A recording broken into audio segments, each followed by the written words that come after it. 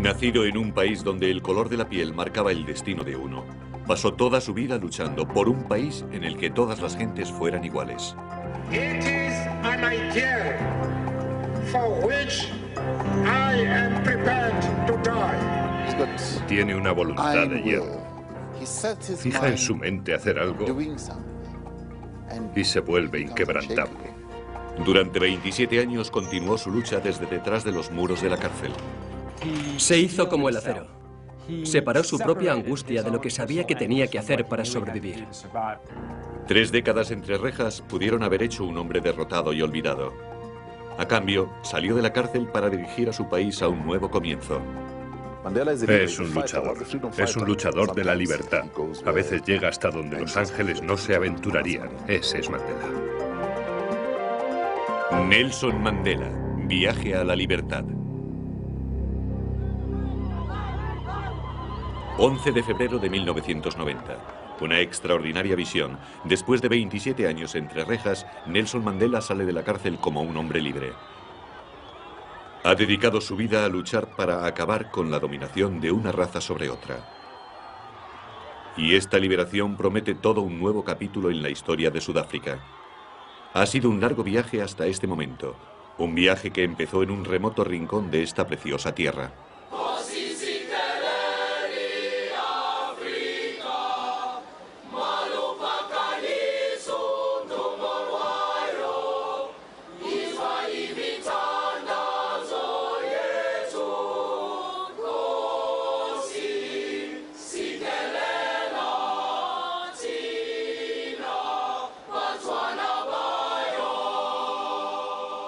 La región de Transkei de Sudáfrica es una tierra aislada de ondulantes colinas y chispeantes arroyos a lo largo de la costa del Océano Índico. Aquí, el 18 de julio de 1918, nació Nelson Mandela dentro de la realeza africana. Su padre, un jefe de tribu, llamó a su hijo Rolihlahla, que significa alborotador. El mundo del joven fue totalmente africano, invariable durante cientos de años. Creció en un mundo aparte. Básicamente era un mundo africano. No creció entre blancos y no tenía el sentimiento de inferioridad que tienen muchos africanos, porque era todo su mundo. Era el mundo de su madre y de su padre. El mundo de su aldea. Era una sociedad ritualista. Las familias importaban. Era un vaquero. Iba a pastar el ganado por las mañanas. Bebía la leche de las ubres de las vacas. Era la existencia más simple que puedan imaginarse. Su padre era rico según el promedio local. Tenía suficiente ganado como para pagar a 4 esposas que le dieron 13 hijos. Su tercera esposa, la madre de Rolihlahla, vivía en una aldea cercana y allí el joven pasó los primeros años de su niñez. Era un mundo idílico. Era un vaquero. Se peleaba con un palo con otros chicos y era muy buen luchador. Al anochecer robaban harina de maíz o mazorcas y las asaban bajo las estrellas. Pero existía otro mundo más allá de esa aldea, el mundo de los blancos, del que el muchacho sabía lo suficiente para temerlo. Él, siendo niño, veía a los blancos como dioses que venían desde otro lugar que él no conocía y que ocasionalmente les visitaban y les miraba con temor y respeto, porque veía la forma en que los mayores e incluso su padre trataban a los blancos, y supo, de la forma que intuyen los niños, que algo ocurría, algo que le daba un poco de temor y de miedo. Rolihlahla tenía solo 7 años cuando ese mundo blanco le causó un fuerte impacto. Su maestro negro decidió que necesitaba un nombre más conveniente para la sociedad blanca. En su primer día de clase, el maestro le preguntó su nombre y él dijo: "Me llamo Rolihlahla Mandela". Y el maestro se revolvió un poco y dijo: "Bien, yo te llamaré Nelson". Aquella noche, cuando llegó a su casa, le dijo a su madre que su nuevo nombre era Nelson, y su madre no fue capaz de pronunciarlo, así que mucho menos llamarle así. Pero en el colegio y en el mundo blanco, a partir de entonces, se llamó Nelson. Para Nelson, la idílica vida de niño de aldea terminó bruscamente cuando solo contaba 9 años. Su padre murió y fue separado de su madre para vivir en el gran lugar, bajo la custodia del regente, el que dirigía el destino de los Tembu, donde crecería para ser un dirigente. Para él fue como la ciudad de Esmeralda, el país de Oz. Fue fantástico. Iba más allá de su imaginación lo grande que era ese lugar. Allí era donde era el rey, el regente. Vivía, y él fue allí y se quedó, ya sabes, asombrado de aquella grandeza. El gran lugar era el centro de la vida de los Tembu. Cuando tenían que resolverse asuntos, los jefes de las zonas lejanas se reunían aquí para encontrarse con el regente. Y Nelson observaba todo esto con admiración y respeto, porque todos esos jefes eran grandes hombres, eran muy elocuentes y fuertes. Y cuando tenían estos encuentros, cada uno de ellos hablaba por turno. Muchos de ellos criticaban al regente severamente y a Nelson como niño le sorprendía mucho y eso se convirtió para él en un símbolo de lo que debía ser una democracia.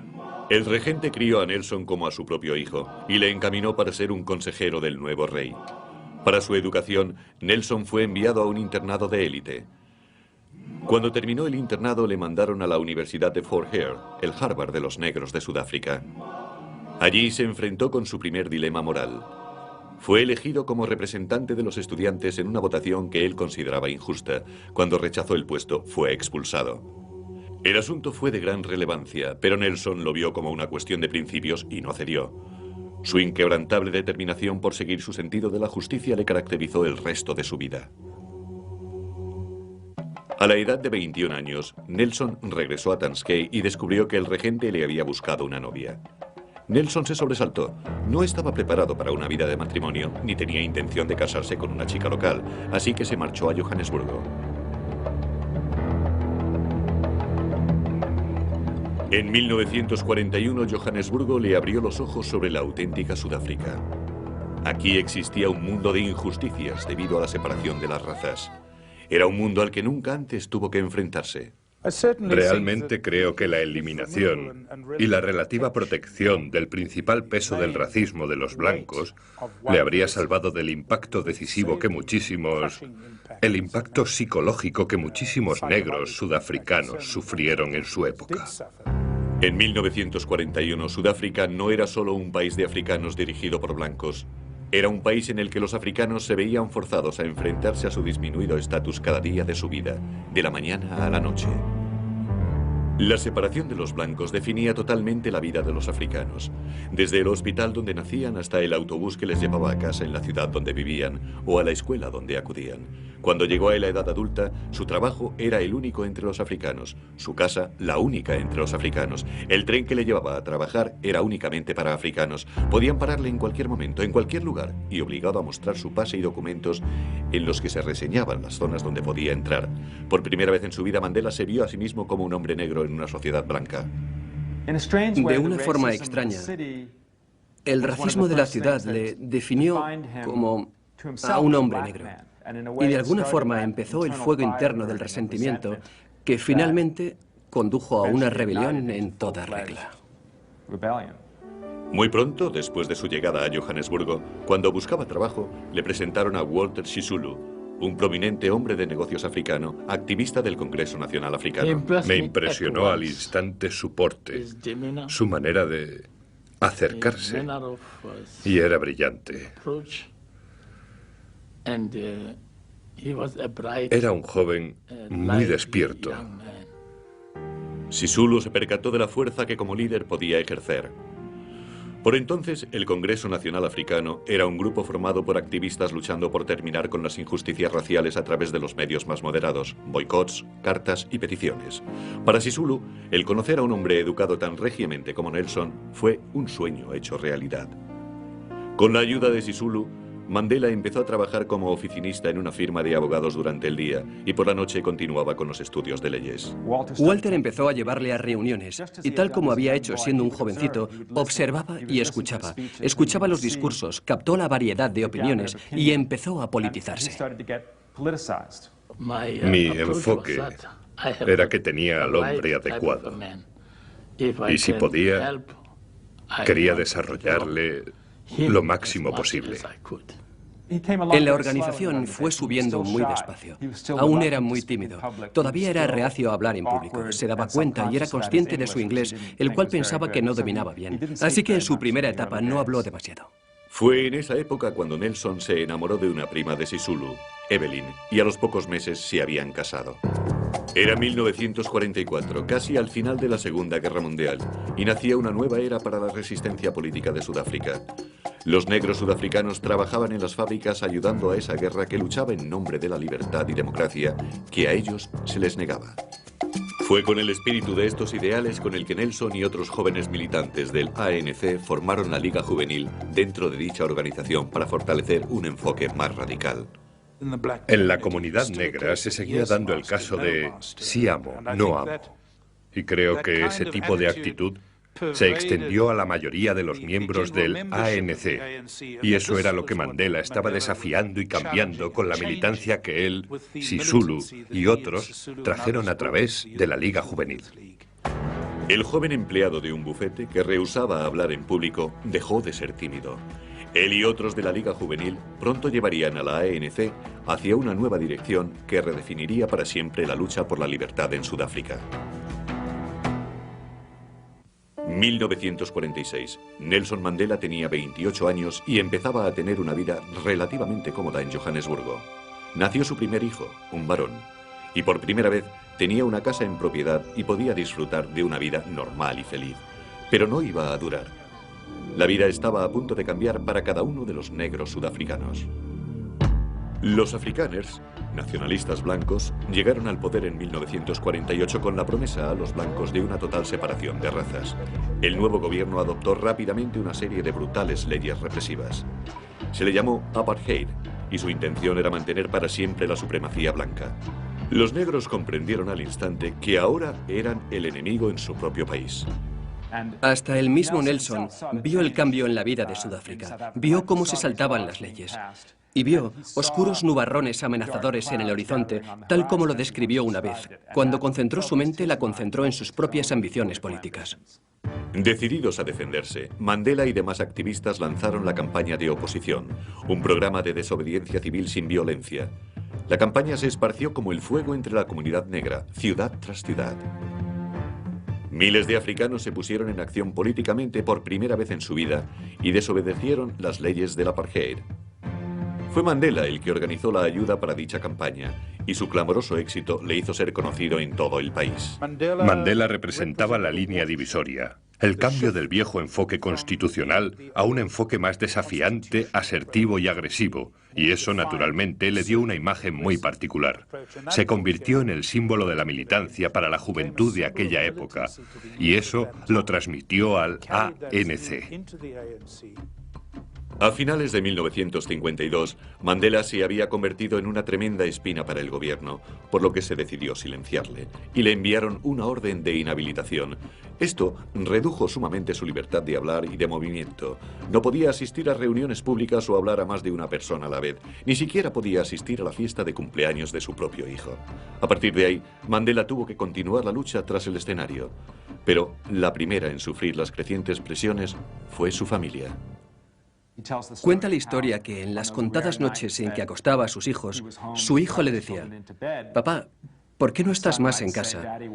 ¿Por qué no nos acuestas todas las noches?»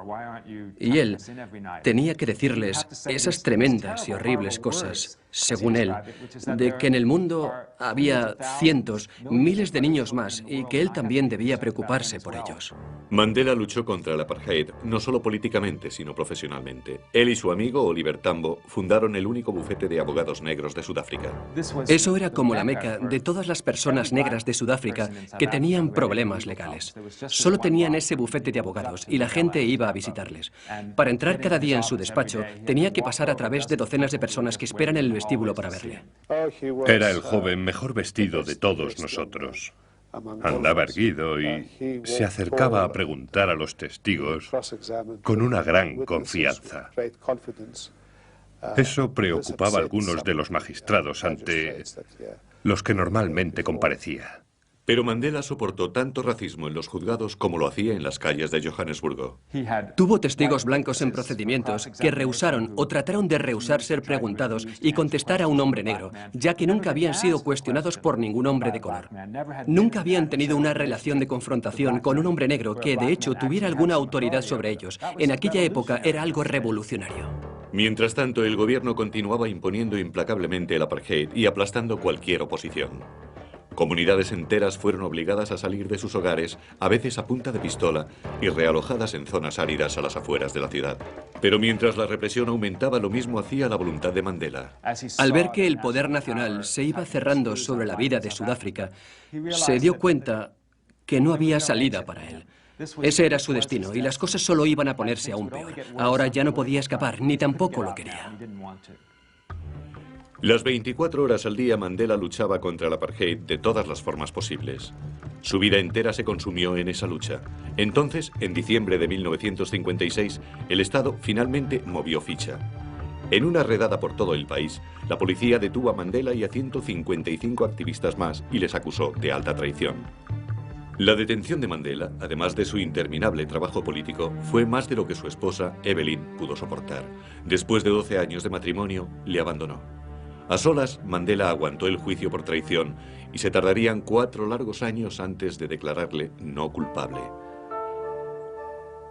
La vida personal de Nelson felizmente cambió durante este difícil periodo.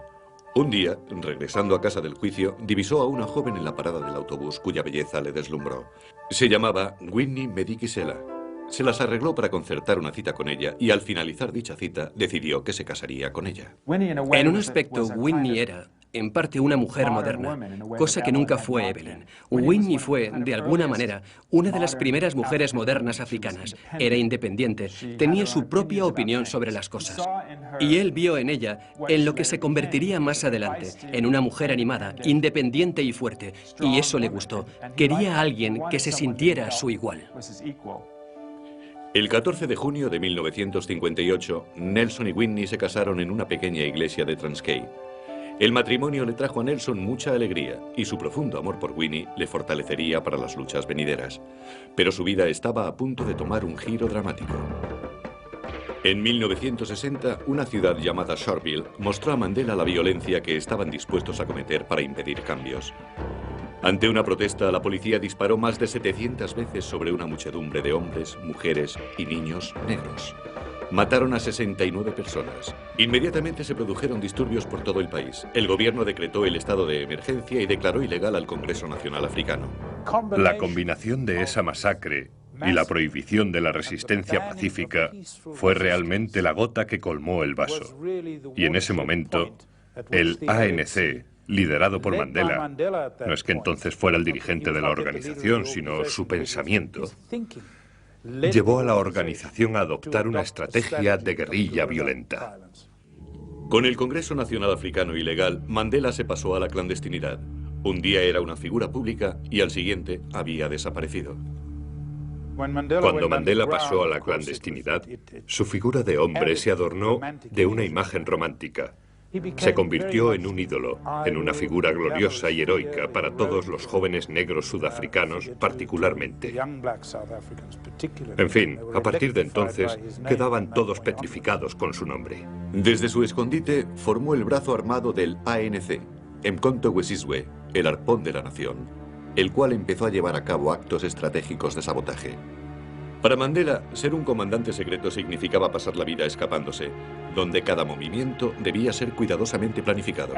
Todo debía ser planeado con antelación. Dónde iba a pasar la noche, cómo iba a ir del punto A al punto B, se convirtió en un militar táctico solo en el sentido de que tenía que vivir su vida, porque tenía que planificarla como una elaborada campaña todos los días. En enero de 1962, le sacaron de Sudáfrica y viajó intensamente por todo el continente y a Londres, buscando ayudas y fondos para su lucha armada. Recibió entrenamiento militar en Argelia y Etiopía. Con 43 años y lejos de Sudáfrica, sintió auténticamente la libertad por primera vez en su vida. Pero eso duraría poco. Aunque en su país era el hombre más deseado, volvería para continuar la lucha.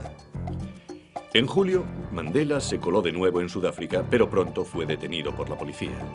Fue condenado a 5 años de prisión por salir del país ilegalmente e incitar a la gente a la huelga. Mientras estaba en la cárcel, la policía hizo una redada en el cuartel general clandestino de la ANC. Su comandancia militar fue detenida y acusada de sabotaje y conspiración para derrocar al gobierno. Mandela fue llevado con ellos a juicio. Eso fue realmente un gran disgusto para todos nosotros, porque eran los líderes de nuestra lucha los que fueron detenidos. Unos pocos escaparon, pero ellos eran realmente la gente que contaba para que pudieran dirigirnos, y todos fueron detenidos en una sola redada. Esta vez el caso del gobierno era consistente como una roca y Mandela sabía que le caería la pena máxima, la muerte. Y así es como fuimos a juicio. esperando lo peor. Y su actitud durante todo el proceso fue prepararnos para esa eventualidad. Tanto que, como el juicio era muy rígido, nos volvió a persuadir de que, incluso si nos sentenciaban a muerte, nosotros no debíamos presentar una apelación. Mandela vio en el juicio su última posibilidad para contar al mundo sobre la Sudáfrica en la que él vivía y con la que él soñaba. Lo que intentaban hacer era condenar todo el sistema de Sudáfrica. Mandela dijo, quisiera llevar a juicio a Sudáfrica, quisiera llevar a juicio a los opresores. En realidad, se declararon culpables de las acusaciones, pero dijeron, sí, pero vosotros sois los auténticos criminales. Así que Mandela rehusó defenderse a sí mismo. Una defensa legitimaría el caso del Estado. En su lugar hizo un apasionado discurso al tribunal que duró 4 horas. Mandela terminó su discurso con quizá sus palabras más famosas. He luchado contra la dominación blanca y he luchado contra la dominación negra. He soñado con un ideal de sociedad democrática en la cual todas las personas vivan juntas en armonía y con igualdad de oportunidades. Es un ideal que me hace querer vivir para conseguirlo, pero si es necesario, es un ideal por el que estoy dispuesto a morir. Esas serían las últimas palabras que expresaría en público durante casi 30 años. El 12 de junio de 1964, en la Corte Suprema de Pretoria, Sudáfrica, Nelson Mandela, de 45 años, fue condenado con otros 7 más por conspiración para derrocar el gobierno. Fueron sentenciados a cadena perpetua para ser cumplida en Robben Island, el Alcatraz de Sudáfrica, una isla rocosa y árida, rodeada de un mar embravecido, a 12 kilómetros de la costa Ciudad del Cabo. Nos lo dijeron claramente. Nuestra misión es doblegar vuestro espíritu. Y eso es lo que vamos a hacer. Dentro de 5 años, nadie se acordará del nombre de Mandela. Robben Island era un lugar inimaginablemente duro, totalmente aislado del mundo exterior, un lugar donde la vida y el tiempo parecían congelarse. Aquí no se permitían los relojes, ni periódicos. Las luces estaban encendidas las 24 horas al día. En su primer año de estancia, a Nelson solo se le permitió una visita de su mujer, Whitney. Pasarían otros 2 años hasta que pudiera volver a verla. Y pasarían 20 años hasta que tan siquiera pudiera tocarle la mano. En Robben Island, el apartheid era incluso más brutalmente impuesto que en el exterior. Incluso en las necesidades básicas de la vida, Mandela y los otros prisioneros negros recibían lo mínimo de todo. Cuando tuvimos que ponernos la ropa de la cárcel, a ellos les dieron a todos pantalones cortos y a mí me los dieron largos. A ellos no les dieron calcetines. Y el reglamento estipulaba que deberían llevar sandalias, pero les dieron zapatos como un favor. En lo referente a la comida, también había discriminaciones. Para ellos, menos azúcar. Solo harina de maíz hervida para almorzar. Para ellos no había pan, menos carne, menos pescado. Desde el primer día, Mandela decidió no darse nunca por vencido. No permitir jamás rendirse. Nunca se sometería a la falta de respeto o malos tratos. Al contrario, pediría el respeto debido a cualquier hombre. Fue esa certeza sobre lo que es justo lo que permitió a Nelson sobrevivir aquí. Si entras en la cárcel con un estado mental negativo, es el infierno. Cada segundo allí puede ser el infierno. Pero cuando entras con un espíritu positivo, tal como entramos nosotros en la isla, nuestra cárcel, sabiendo que la lucha es en otro terreno, es duro. Y ellos lo intentaron todo para doblegarnos, pero fracasaron. Donde Mandela y los demás se aferraron a sus principios fue en la cantera de piedra caliza. Cada día, durante 13 años, desfilaban hasta aquí y desde la mañana a la noche, bajo un sol abrasador, realizaban el matador y atroz trabajo de partir piedras. Pero también dejaron claro cómo deberían o no ser tratados. No correríamos. Nunca les llamaríamos jefe. Trabajaríamos a la velocidad que pudiéramos hacerlo. No íbamos a matarnos trabajando. Cuando nos exigían que al partir piedra debíamos tener un cesto lleno de ellas, les decíamos que hacíamos lo que podíamos. Una vez se dieron cuenta que estábamos decididos a hacerlo, no había forma en la que pudieran obligarnos. Tenían que hablar con nosotros. Reconocieron el liderazgo, lo que generalmente es algo difícil en la cárcel. Así que reconocieron que Mandela, Nelson, era el líder. La conducta de Mandela asombraba a los guardias. Nunca les había hecho frente a un prisionero con tanta dignidad y confianza en sí mismo. Y que además de eso fuera negro, les dejaba sin habla. Pero en el transcurso de los años, la conducta de Mandela consiguió cambiar su actitud hacia él. Con Nelson Mandela llegó un momento en que se dijeron a sí mismos, no toquemos a ese hombre. Era como si fuera tabú. El respeto empezó a aumentar, pero no por un mito, sino por la conducta de Mandela. Él trataba de dar la mano a los guardias por la mañana.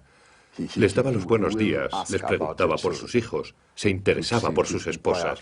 Llegaron a temer a esa persona y llegaron a respetarla, pero también llegaron a que les gustara Nelson Mandela. Y al final llegaron a perdonarle. Nunca se vino abajo, no. Puede que se deprimiera, y el hecho de que estuviera lejos de su familia, de sus hijos, y de no haberlos visto crecer, debió ser muy triste para él. La pena de estar separado de su familia se hizo casi insoportable cuando su hijo mayor, Thembi, murió en un accidente de tráfico en 1969. A Nelson no se le permitió asistir al funeral. Más tarde dijo que la muerte de Thembi había dejado un vacío en su corazón que nunca podría ser ocupado. En el exterior, Winnie Mandela seguía abanderando la lucha contra el apartheid y fue perseguida por ello. Esto fue motivo de gran angustia para él. A sus hijos tuvieron que mandarles lejos a la escuela. No tenían dinero. Winnie fue perseguida y tuvo que vivir alejada de sus hijos. Eso realmente le torturó. Nelson y Winnie llevaban casados 6 años cuando le mandaron a Robben Island. Pero los casi 30 años que se vio forzosamente separado de ella no disminuyeron su amor. Creo que su pasión por Winnie creció mientras estaba en la cárcel. Contaba cómo, estando en la cárcel, tocaba su nariz en una foto que tenía de ella. Y experimentaba la misma sensación de emoción que cuando se la tocaba en realidad. Mientras Mandela iba haciéndose mayor en la cárcel, la memoria de Sudáfrica sobre él se desvanecía. Y entonces, en 1976, todo cambió, cuando un grupo de estudiantes negros fueron tiroteados y muertos por las fuerzas de seguridad en la ciudad negra de Soweto. De repente, el mundo entero abrió los ojos y las presiones al gobierno desde el interior y exterior del país crecieron rápidamente. A mediados de los 80 el impulso para el cambio era imparable y entonces Nelson Mandela se convirtió en el símbolo de ese cambio y el grito por su liberación fue como una peregrinación por todo el mundo para todos los que se oponían al apartheid. Nelson Mandela iba más allá de la vida. Era un símbolo para todos nosotros. Era una inspiración. Nos manifestábamos por él, con su nombre. Queríamos ser como él. Queríamos darlo todo por esta lucha. El país era ahora un tumulto, su economía casi colapsada. Sudáfrica se convirtió en una nación paria para el resto del mundo. El gobierno sabía que tendría que tratar con Mandela más tarde o más temprano. Su peor temor era que muriera en la cárcel, haciendo de él un mártir de la causa. En 1985 se tomó un paso decisivo. Se liberaría a Nelson Mandela si él renunciaba a la violencia, pero él rechazó la oferta categóricamente. My father says, I cannot and will not give any undertaking at a time when I and you, the people, are not free. Pero Mandela también vio claramente lo mucho que el gobierno lo necesitaba. Mandela vio el ambiente del cambio. Vio el odio sobre el cual se sustentó el apartheid por todo el resto del mundo. Vio que cambiaba la situación y que cambiaba a su favor. También vio que el gobierno abría algo la mano. El gobierno buscaba una vía para salir de ese lío. En 1985 Mandela entabló reuniones secretas con el gobierno que durarían 5 años. Reuniones que sentarían las bases para el inevitable final de toda la supremacía blanca. Muy despacio el gobierno empezó a preparar a Mandela para su eventual libertad. Ahora sabemos que por aquel entonces Mandela era, de hecho, llevado por todo el país, preparándolo silenciosamente para su liberación, ya que había sido apartado de la vista de toda una generación. Nadie sabía cómo era. Apareció en playas, entró en tiendas, pero nadie le reconoció. En fin, realmente era una de las más extraordinarias situaciones. Todas las personas del mundo conocían su nombre, pero él podía andar por las calles de Ciudad del Cabo y no ser reconocido. En septiembre de 1989, con la elección del pragmático de Klerk como presidente, los acontecimientos empezaron a ir más rápido de lo que se esperaba. Al cabo de un mes, Walter Sisulu y los demás encarcelados por traición fueron liberados. Al cabo de 2 meses, el gobierno empezó a anular las leyes del apartheid. A principios de febrero de 1990, el ilegal ANC fue declarado legal. Y luego, el 10 de ese mismo mes, noticias electrizantes. I am now in a position to announce that Mr. Nelson Mandela will be released at the Victor Verster prison on Sunday, the 11th of February, at about 3 p.m. El ambiente en el país esa noche fue indescriptible. Al día siguiente, una leyenda. El hombre más famoso en Sudáfrica, pero un hombre que no había sido visto en casi 30 años, aparecería a la luz del público para cambiar la historia de la nación.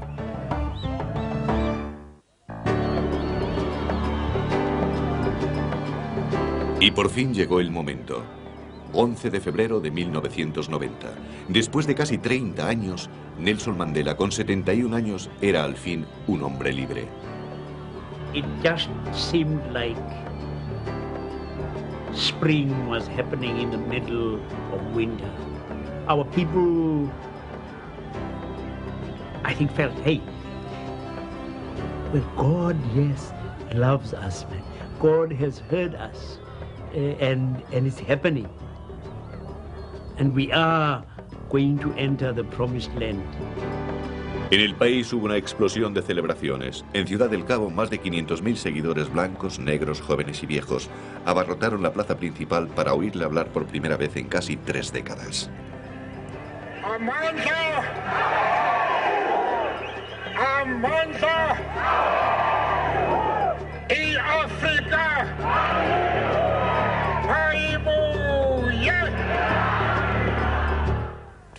Oír a ese hombre que había estado apartado de nosotros durante todos esos años fue una de las sensaciones más fuertes que sentimos la mayoría de nosotros.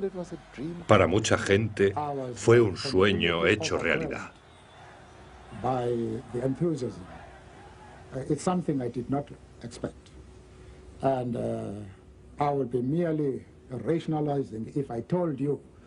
That I am able to describe my own feelings. It was breathtaking. Es difícil comprender el cambio en la vida de Mandela. Ha pasado la mejor parte de 30 años en las entrañas de una cárcel de Sudáfrica. Hoy ha sido una estrella, el centro de la atención mundial. Quizá porque nunca dudó que ese día llegaría. Lo sobrellevó todo con extraordinaria dignidad. Mandela entendió lo mucho que contaba él para Sudáfrica. El país estuvo cerca de enzarzarse en una guerra civil. El gobierno vio en él la oportunidad para salvaguardar la paz y estabilidad. Y los sudafricanos negros vieron en él la mejor esperanza para la igualdad. All of what we were looking for, his release would indicate that, hey, we are crossing the Jordan. Pero para Mandela, su liberación solo significaba una cosa: la oportunidad de continuar con su larga lucha para que Sudáfrica se convirtiera en un hombre, un voto, y que ningún hombre controlara a otro. Tan solo 3 meses después de su liberación, Mandela fue elegido para liderar el Congreso Nacional Africano en un primer e histórico encuentro oficial con el gobierno. Después de 3 días, ambas partes se comprometieron a un cambio pacífico. Los testigos puede que no sospecharan lo implacables que habían sido esos enemigos. Creo que se dio cuenta con tiempo que para crear una Sudáfrica unida y no racial tenía que hacerse de forma que estuviera desprovista de amargura. No podía mostrar resentimiento, debía ser más fuerte que todo eso. Y mientras viajaba por todo el mundo, fue honrado como uno de los líderes mundiales y aclamado como un héroe. Pero de vuelta a casa, Mandela y el gobierno se enfrascaron en 3 duros años de negociaciones y demostró ser un maestro en política. Sin ceder nunca sobre los principios básicos, Mandela también sabía exactamente cuándo transigir. He is also someone who, as an astute politician, tries to make sure that you give space to the other person. Give the other person the opportunity of being able to save face. Don't rub his nose in the dust. Don't kick him when they're down. Pero a pesar de sus grandes cualidades para la negociación, no pudo salvar las no reveladas relaciones con su esposa. Mientras Winnie se había vuelto más autócrata y radical a través de los años, su imagen pública se había deteriorado. Ahora estaba relacionada con el secuestro y agresión a un joven que acabó con su vida. Fue acusada de cargos criminales, fue condenada por secuestro, pero le dieron la libertad condicional y una multa. Durante el proceso, Mandela estuvo a su lado. Pero después se revelaron nuevos escándalos, un asunto con su joven abogado y aseveraciones sobre finanzas fraudulentas. Él es un hombre de una enorme lealtad. Sentía que ella había estado a su lado durante los 27 años que él había estado en la cárcel después de pocos años de matrimonio. Y él iba a estar junto a ella para bien o para mal. Pero al mismo tiempo, se sentía enfadado y traicionado por ella, con la única persona que podía estar íntimamente. De pronto, ya no le era leal. A pesar de los profundos sentimientos por Winnie, a Mandela no le quedó más alternativa. Anunció que iba a abandonarla. Que un amor tan duradero y profundo terminara de esta manera fue devastador para él. I part from my wife with no recriminations. I embraced her with all the love and affection I have nursed for her inside and outside prison. Ladies and gentlemen, I hope you'll appreciate the pain I have gone through. Pero no obstante, el dolor que sentía por Winnie estaba consiguiendo extraordinarios logros en el escenario político. Las primeras elecciones libres de Sudáfrica fueron programadas para abril de 1994. Por primera vez en más de 300 años, desde que nació como país, los negros sudafricanos tendrían el poder para elegir sus gobernantes. Mandela había luchado contra el racismo oficial de Sudáfrica casi toda su vida y ganó del gobierno mucho más de lo que cualquiera hubiera podido ganar. Él tiene una voluntad de hierro. Si quieren saber de dónde saca la energía, pues él fija su mente en hacer algo y es inquebrantable. No hubiéramos podido negociar el final del apartheid sin Nelson Mandela. El formidable logro fue aplaudido por el mundo. En diciembre de 1993 ganó el Premio Nobel de la Paz junto al presidente de Sudáfrica, de Klerk. Pero no había tiempo de disfrutar de la gloria. Ahora Nelson Mandela era el candidato a presidente por el ANC y a la edad de 75 años lideraría su partido en la primera campaña electoral.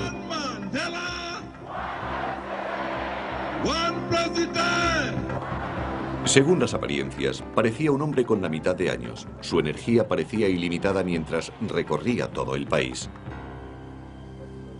Por fin llegó el día de las elecciones. El 27 de abril de 1994, los negros de Sudáfrica se congregaron a millones para votar. En algunas zonas los votantes permanecieron en fila al sol durante 3 días para ejercer su recién estrenado derecho. Ante la sorpresa de nadie, el Congreso Nacional Africano se hizo con la victoria, con Mandela a la cabeza. Creo que nunca dudó que el ANC llegaría algún día a gobernar. Sé que puede parecer una ilusión, pero esa era gran parte de su fuerza, la enorme confianza en sí mismo, una gran confianza en la organización y su gran fe en la inevitabilidad de la causa. 10 de mayo de 1994, en la Union Building de la capital de Sudáfrica, Pretoria, una vez el bastión del poder blanco, Nelson Mandela hizo el juramento como presidente. Never, never, and never again shall it be that this beautiful land will again experience the oppression of one by another. Let freedom reign. God bless Africa. De vaquero en Transkei, a prisionero y a presidente. Nelson Mandela prometía a Sudáfrica un nuevo comienzo. En mayo de 1994, Nelson Mandela se convertía en presidente de Sudáfrica en una victoria aplastante. Ahora se enfrentaba a la enorme tarea de reconciliar a la gente de un país dividido y satisfacer las esperanzas de la vasta mayoría negra. Los quehaceres del día a día eran desalentadores. Debería cumplir lo prometido y proporcionar casas a casi 7 millones de negros sin hogar, crear trabajo para los millones que no lo tenían, suministrar agua y electricidad a vastas áreas y lo que era vital para el futuro del país, dar educación a todo el mundo. En fin, se impuso la tarea de reinventar Sudáfrica. Mandela es un líder, es un luchador. Fue un luchador de la libertad y es una persona que puede tomar decisiones muy, muy difíciles. A veces llega hasta donde los ángeles les da miedo llegar. Ese es Mandela. Pero inevitablemente llevar a cabo sus promesas ha tardado más de lo esperado, aunque ya se han producido cambios en la vida de muchos. Ahora tienen garantizada asistencia médica a las mujeres embarazadas y a los niños hasta 6 años.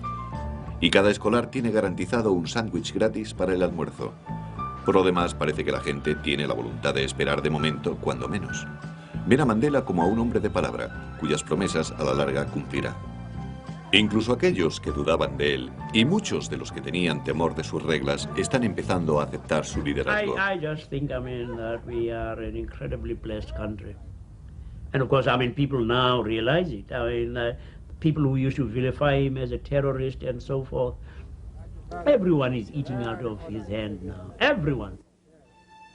Pero naturalmente Mandela también tiene críticas, y una de las más notables es Winnie Mandela. Le acusa de estar demasiado preocupado disipando los temores a los blancos. En marzo de 1995 Mandela la echó de su gabinete por no colaborar y un año más tarde su ruptura personal fue definitiva. Se divorció después de 38 años de matrimonio. Las exigencias de la presidencia han sido muy difíciles para Nelson Mandela. Tiene poco tiempo para sí mismo. Ha dicho que tenía más libertad en la cárcel que en su despacho.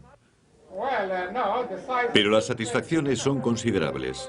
Por un lado, pocos líderes mundiales han sido tan universalmente aclamados. Esto le da la oportunidad para mostrar al mundo que la democracia puede venir de los lugares más insospechados. Mandela igual está con reyes y primeros ministros que con mendigos en la calle. La mayoría de las veces su mano es estrechada por gente corriente, principalmente pobres. Los marginados, la gente que de otra forma nunca sería conocida. Ha estrechado miles y miles de manos y siempre dice que no hay que esperar que la gente te estreche la mano. Primero estréchala tú. Hoy en día Sudáfrica es un lugar inimaginable hace tan solo 10 años atrás. Entonces parecía una posibilidad real que el país terminara en una autodestrucción sangrienta. El que no sucediera y que un hombre encarcelado por su política durante la mitad de su vida haya sido el que ha traído la paz es una de las historias más extraordinarias de este siglo.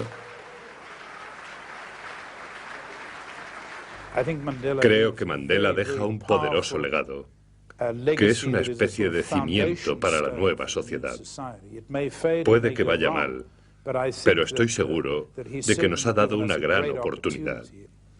Este país podía haber acabado en un baño de sangre, a no ser por un hombre que ha sufrido más que ningún otro, saliendo de la cárcel diciendo, no siento rencor. Una de las principales lecciones de Nelson Mandela es una lección de valor, tanto físico como moral. Tuvo miedo muchas veces a lo largo de su vida, pero nunca lo demostró. Triunfó sobre sus miedos, comprendiendo que un líder tiene que demostrar valor. Y esta es una de las principales lecciones que Mandela nos ha enseñado. He held this country together when we could have been blown to smithereens. Gave us freedom.